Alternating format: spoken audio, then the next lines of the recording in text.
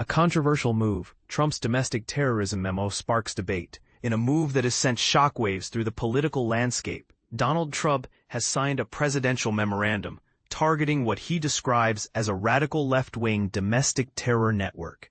This action has sparked fierce opposition and raised concerns about a potential crackdown on his political opponents. Trump's memo, presented as a strategy to combat organized political violence, has drawn criticism from various quarters.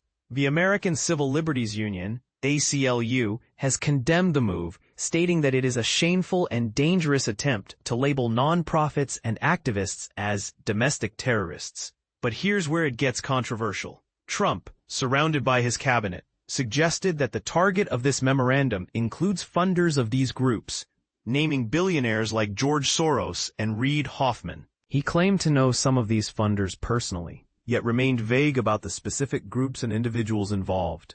The ACLU's concerns. The ACLU has highlighted the potential misuse of joint terrorism task forces, stating that they have a history of wrongly targeting protesters and communities of color. Daniel Richman, a legal expert, agrees that the memorandum itself may not hold much legal weight, but expresses concern about the administration's political agenda. A former activist perspective. Jason Charter, a former activist who faced charges during Trump's first term, fears the extent to which this administration might go. He emphasizes that anti-fascism, represented by groups like Antifa, is a widely shared sentiment and should not be criminalized. The right-wing clamor for retribution. The timing of this memorandum is significant, coming after the tragic murder of far-right pundit Charlie Kirk, which Trump and his supporters attribute to an organized left-wing network. However, early investigations suggest the suspect acted alone. A series of unrelated incidents? The memorandum lumps together various incidents, including the failed assassination attempt on Supreme Court Justice Brett Kavanaugh, the murder of the United Healthcare CEO, and unrest in Los Angeles and Portland. Stephen Miller, a key White House figure, calls this initiative historical and significant, targeting left-wing terrorism and Antifa. Overlooking right-wing extremism? Trump and his allies have portrayed political violence as a left-wing phenomenon, overlooking incidents where Democrats have been targeted by right-wing extremists. This selective portrayal has drawn criticism, especially in light of recent events. The ICE facility attack and Trump's response.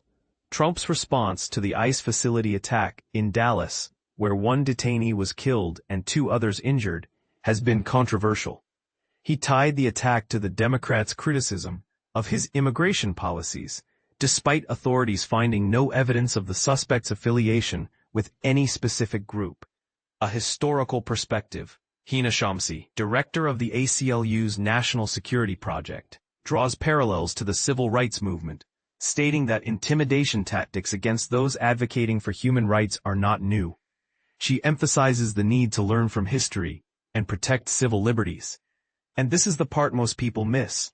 While the debate rages on, it's crucial to consider the broader implications of such actions. Are we witnessing a dangerous erosion of civil liberties in the name of political agendas? What are your thoughts?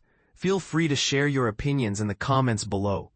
Let's engage in a respectful discussion and explore these complex issues together.